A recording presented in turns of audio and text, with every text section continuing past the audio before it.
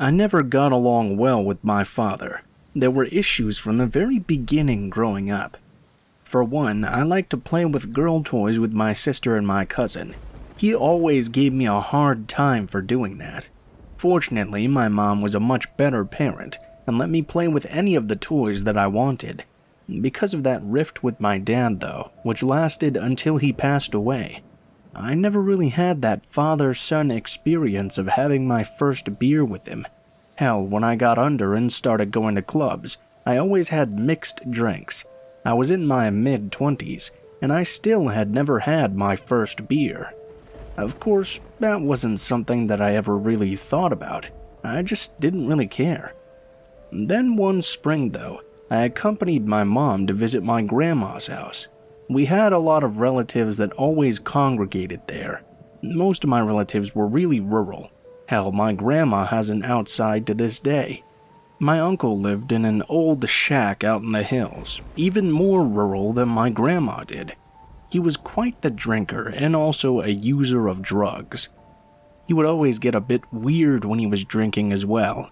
He always listened to bluegrass music and drove his pickup through the hills when he was drunk. Well, I don't know what got into me that day. Maybe I was just really bored, or maybe I was getting nostalgic for when I was younger and used to go out into the country.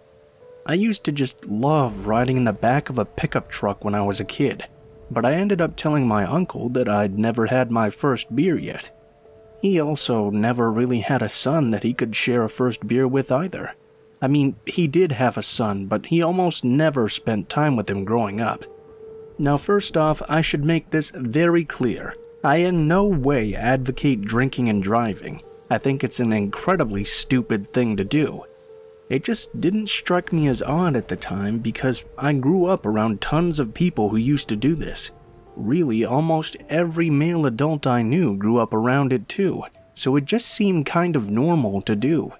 I can't tell you how tickled pink he was when I told him I'd never had a beer before. Actually, he might kick my ass if he knew the comment about tickled pink, so please forget that part.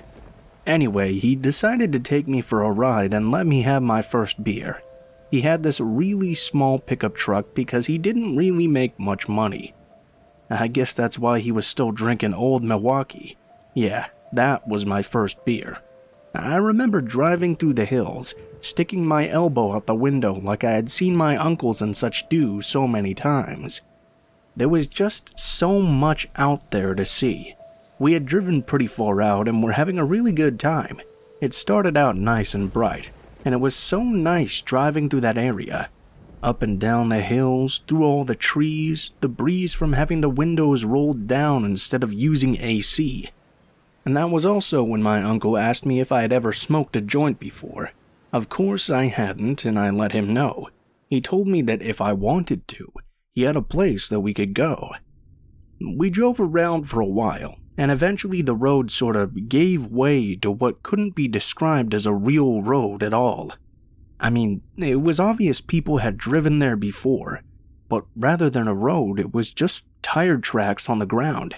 In the middle of the tire tracks was a grown-over leaf-covered center, and there was really only barely enough room on the sides. I kept expecting us to hit a tree or something. Eventually I noticed a house up in the distance. Well, it was one of those old silver-looking mobile homes, probably from around the 50s. He couldn't quite drive all the way up to the trailer though. He parked a bit out and told me that he would be right back. We were probably a good 100 feet away or so from the trailer. I watched as my uncle lightly jogged up to it.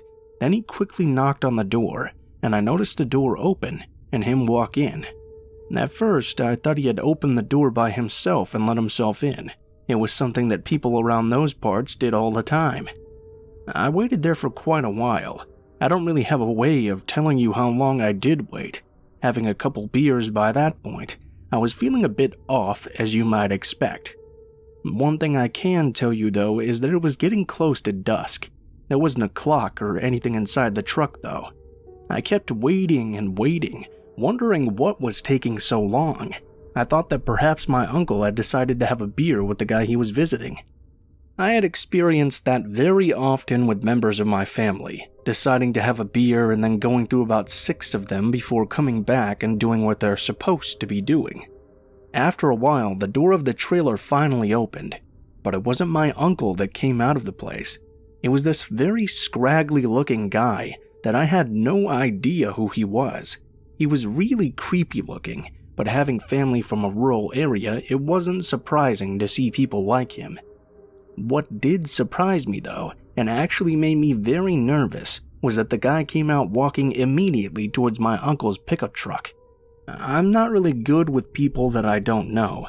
I'm absolutely not good with these hermit types who live out in the hills alone.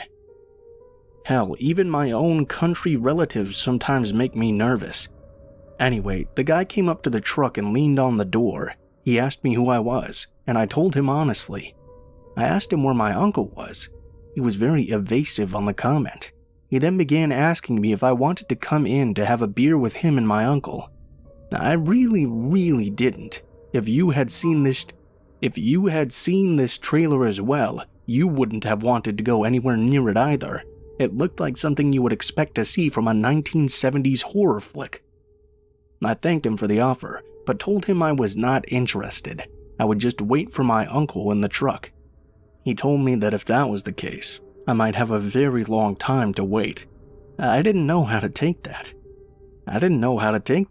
It was a very uncomfortable thing to say, and it gave me a bit of a shudder. I responded that I didn't mind waiting a bit. I was just uncomfortable going into the homes of people I didn't know. The guy did something that really annoyed me. He introduced himself by name and stuck his hand out, as if that was supposed to try and make me somehow know him personally immediately. He kept being insistent and pushy, and the more he did, the more I wanted to get away from him as soon as possible. Suddenly, I noticed the door of the trailer open. I looked past the man, expecting to see a friend of the creepy guy come out and try to help him. What I noticed was my uncle stumbling out of the house holding a part of his chest. The guy noticed me look behind him, and he turned around. He also noticed my uncle. As my uncle stumbled closer, he turned and ran over to him. The two began to fight, and I was confused as to what to do. Even though my uncle was injured somehow, he was still a lot bigger than the guy, and after a struggle was able to get the better of him. My uncle laid him flat and then got over to the car. "Get over," my uncle told me. "I need you to drive and get us out of here." I slipped over to the driver's side, and my uncle got into the other side. The weird guy had already gotten back up and was running after the truck.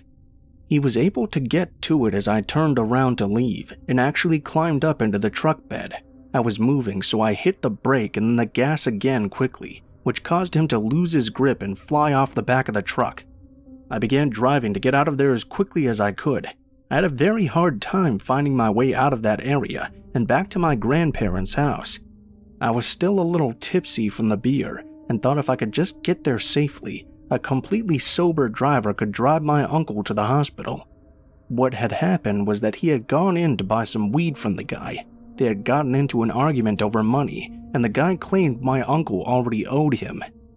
After my uncle gave him the money, he didn't give my uncle any of the weed, claiming it was a back payment.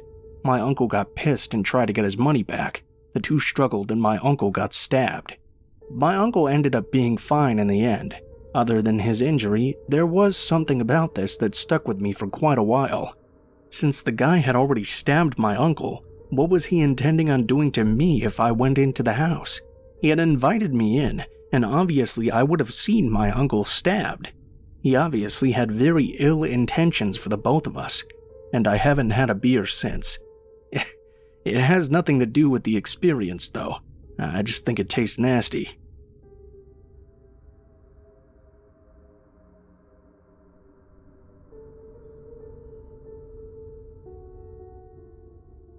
I used to always like thunderstorms.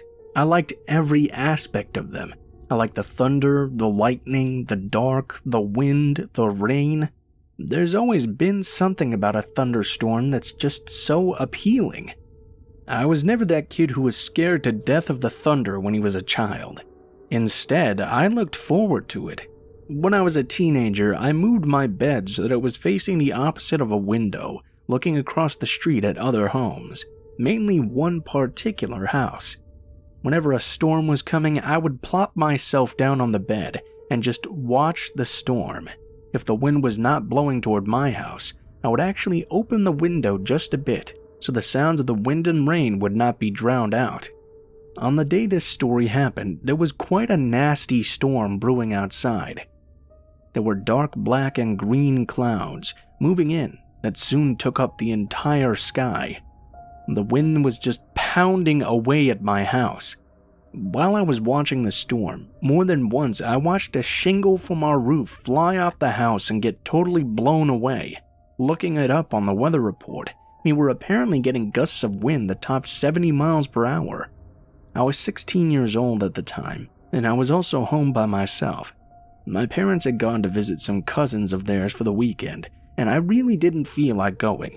I had a lot of homework to do and was trying to get into a good college.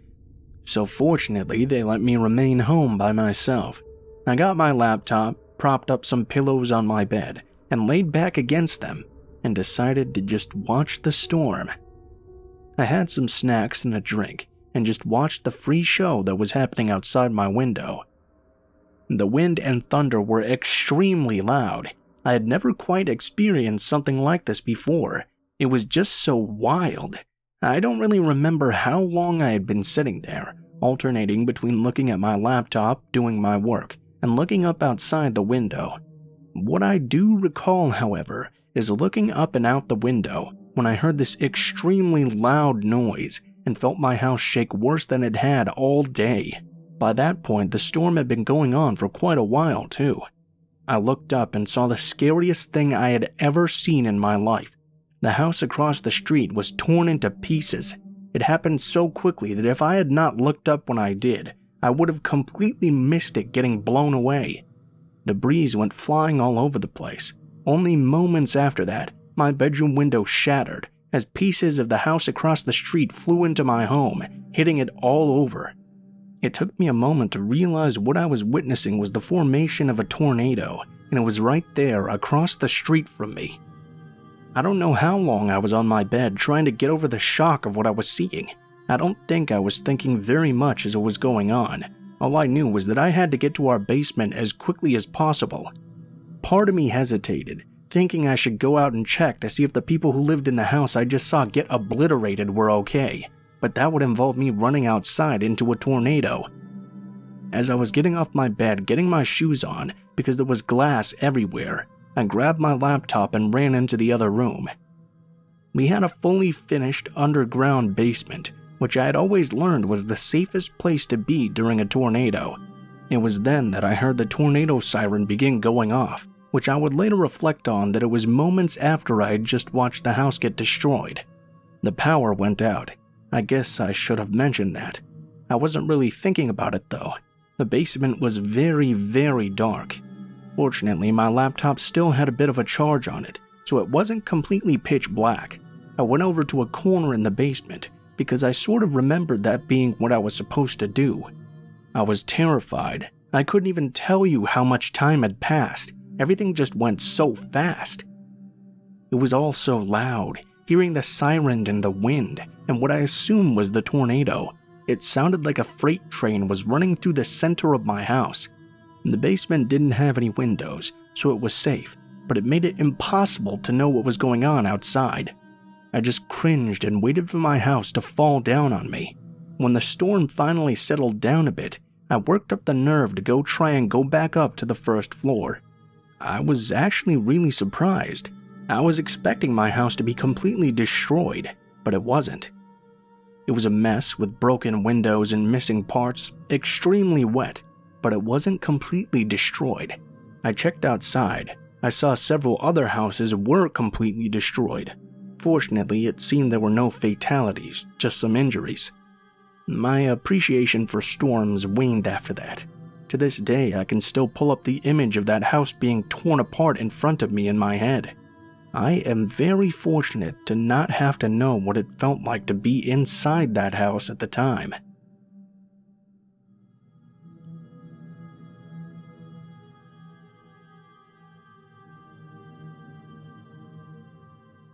I'm trying to think of the best way to tell this story. You would have to first know that when this story happened, I was really poor. Although I had enough money to rent a decent house, I didn't really have enough to keep it constantly repaired every time something went wrong with it. I should fall back on my landlord to take care of things like that, I know, but he was not exactly the handiest guy in the world. In fact, the reason that part of this story happened was because one of the bathrooms adjacent to my bedroom did not have a fan in it. After a while, the lack of this fan began to have more than one effect. The linoleum of the floor began to get weak. After a while, a hole actually opened up in the floor. It wasn't a huge hole or anything, but my roommate did get hurt once when his foot went through the floor. The thing that bothered me the most, though, was something else. One day when I was doing some rearranging in my bedroom, I needed to take a bit of a rest, so I sat down on the floor and leaned against the wall. Well, the wall turned out to be really soft in that one spot, since it was on the other side of the bathroom. The sheetrock caved in and left a hole with a diameter of 1.5 feet in the wall. Now, I had never patched up a wall before, just like I've never fixed a bathroom floor before. I decided that as annoying as these two things were, I would just have to try and live with them. And honestly, it wasn't too hard to do. I was able to put something in front of the hole so it wasn't too distracting. I put some boards down over the hole in the bathroom floor. For me, everything was fine. This began happening maybe a year after the hole in the wall was made. My bed sits on the back wall with the head of the bed on the wall the hole is on. I tend to do a lot of work on my bed. I'm sort of poor like I mentioned, and I don't have a lot of furniture yet. I have a stand with my computer on it that's between me and the hole in the wall. I have a stand with my computer on it that's between me and the hole in the wall. Well, there I was, just working on my computer one evening, when I suddenly got caught off guard by what sounded like a human cough in my bedroom. I hadn't turned the light on, so the only light I had was from my computer screen. I immediately tried to think of what that sound could have possibly been, but I couldn't come up with anything other than a human cough. It is really what it sounded like. I got up and turned on the light to look around. There was no one nor nothing in my room that could explain the sound I'd just heard. I decided it was best not to worry about it, and that it was likely just the house settling in. I didn't hear anything else weird that night, so I wrote it up as a figment of my imagination. It would not be the first time. The following night, I had forgotten all about that weird coughing noise. I was once again working on my computer in the dark. It caught me off guard again, of course, just like the night before. I tried my very best to explain it to myself what was going on. Maybe it was my hard drive making a strange sound? I'd only heard it twice, so I could be trying to just hear something that wasn't really there. About 20 minutes passed by, and by then I wasn't really listening for it anymore. I just went back to my work to distract myself, and that's when I heard it again. I couldn't figure out what it was, because once again it sounded just like a human being coughing, and it was sort of disturbing.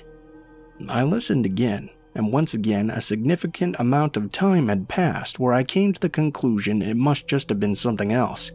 After that night, I didn't hear the noise again. It had still been making me feel on edge, make no mistake, but it was starting to slip my mind at that point. At one point, though, I heard something else. It sounded like something was moving around in my room somehow.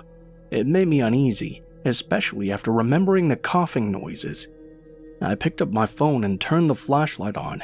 Shining it over at the area where the hole was, my heart skipped a beat when I saw some black, shapeless form over by the hole in the wall. It was by the hole, and then quickly moved inside of it and into the wall. I immediately got up and ran over to the light and flipped it on. I didn't do that often, but I was scared by what I had just seen. I went over to the hole, and very slowly and cautiously moved to look inside, scared as to what I might see. There was nothing there, just the emptiness between the two walls. I was scared though. I didn't feel comfortable sleeping in that room that night. The next day, I went to Home Depot and bought something to patch the hole in the wall up. It was my first time ever doing that, and I made some mistakes as well, but I had to get it done after what I'd just seen. I was scared going forward too. But after a while of not hearing that cough, or seeing anything or hearing anything moving around again, I was eventually able to calm myself down. Ever since, I've gotten better at being in there alone. I never experienced anything weird or terrifying like that again, but I'll always patch up any future holes right away now.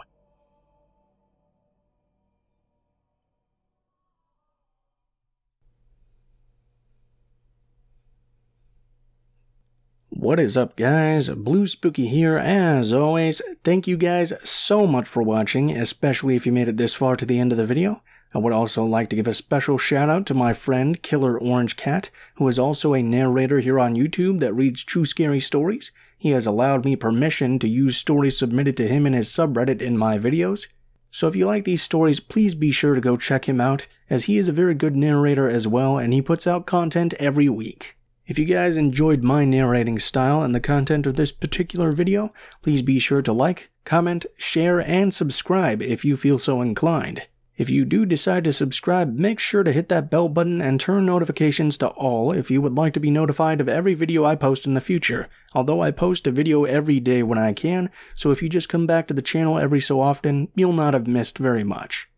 If you guys would like to get in contact with me for any reason, you can go ahead and take a look in the description below the video. You will find links to all of my social media, including my Gmail, Twitter, and Facebook accounts. Send me a message on any of those, and I will try to read them as soon as possible. You can also send me a message on any of those to submit your own scary story experience for me to read in the video. If you do decide to submit a scary story, please be sure to include in the tagline what the name of the story is if it has one, what the theme of the story is if it has one, and how you would like to be credited in the description of the video the story appears in. If you do decide to send in a story, please be sure to include proper grammar, and please include as much detail as you feel comfortable sharing, as that makes it much easier and more likely that it will end up in a video in the future. I also have two other channels if you like my voice, called Mr. Blue Skies and Darkest Hour respectively, where I do weekly true crime vids and monthly documentaries on dark things that happen in history. If you like my voice, check them out. Maybe those contents will be for you. Overall though, guys, I think that's pretty much it for now. Thank you guys so much for watching, and I hope you guys have a great day.